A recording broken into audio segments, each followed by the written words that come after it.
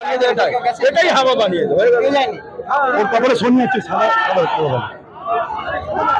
মায়ের আশীর্বাদ যাতে আমার উপরে থাকুক, অসুর শক্তিকে নাশ করার জন্য মায়ের আশীর্বাদ যাতে আমার উপরে থাকবে, এটাই মায়ের কাছে আমি প্রার্থনা করি।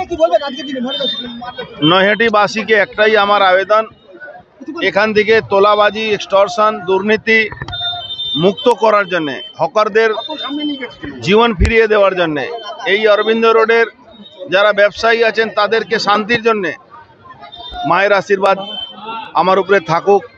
গরিবপুরের শ্রমিকের জন্যে এলাকার যে এক্সটর্শন, তোলাবাজি, কলেজের নিয়ে দুর্নীতি, এই সমস্ত এই দুর্নীতি, হসপিটাল নিয়ে দুর্নীতি যেভাবে চলছে তার জন্য মুক্তি পাওয়ার জন্য মায়ের আশীর্বাদ যাতে আমার উপরে।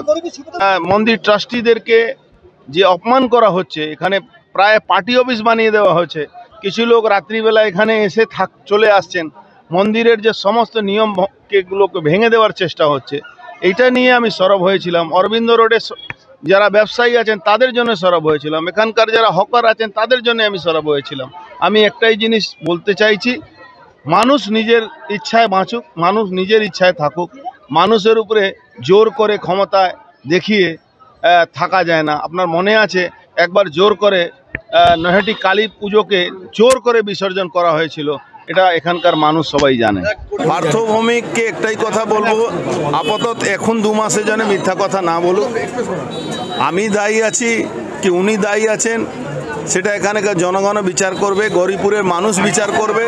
গরিপুরের মানুষ দেখছে কারা গরিপুরের মিলের জমি লুটেছে, কারা গরিপুর মিল থেকে স্ক্র্যাপ তুলে নিয়ে যাচ্ছে, কারা মাটি বেচে দিচ্ছে, কারা জেনসন নিকলসন কোম্পানি থেকে মাটি তুলে বেচে দিচ্ছে, কাদের জন্য জুবলি ব্রিজ ভেঙে যাওয়ার পরিস্থিতিতে চলে গেছে।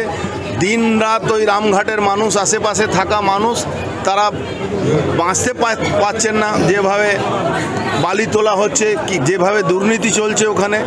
তো এখানকার মানুষই বিচার করবেন কি উনি সত্যি কথা বলছেন না মিথ্যা কথা বলছেন। নৈহাটিতে শিল্প বলে কিছু নেই, জেনসন নিকলসন কোম্পানির হাল দেখেছেন আপনারা। মাটি অবধি ওখানকার ইনার যে স্পন্সর আছে, যে ইনার বোর্ডে দেখবেন নাম লেখা থাকে স্পন্সর বাই অমুক, সে মাটি অবধি বেচে দিয়েছে। জুবলি ব্রিজ বহু কষ্ট করে বানানো হয়েছিল, সেই জুবলি ব্রিজ যে কোনো সময় ক্যালাপস করে যাবে, ওখান থেকে রাত দিন বালি তোলা হয়। আপনি জানেন যে দুর্নীতি এখানে, কেনো লোটো সব এখান থেকে ওনার স্পন্সরশিপে, ওনার প্রভাবে যেভাবে চলছে, পুরো এলাকার যুব সমাজ নষ্ট হয়ে যাচ্ছে।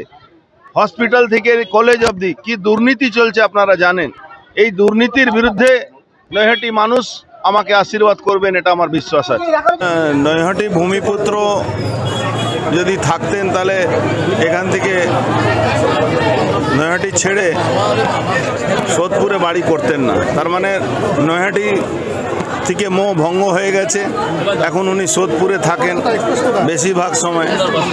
তো ভূমিপুত্র বলতে গেলে 2019 সাল থেকে নয়, 2001 সালের আগে থেকেও যদি নৈহাটি মানুষ হোক বা এই পুরো ব্যারাকপুর শিল্পাঞ্চলের মানুষ হোক, সবসময় অর্জুন সিংকেই পেয়েছে, দুঃখ সুখে, অসুবিধা সুবিধায়। মায়ের কাছে এটাই প্রার্থনা যাতে মায়ের আশীর্বাদ আমার উপর থাকে।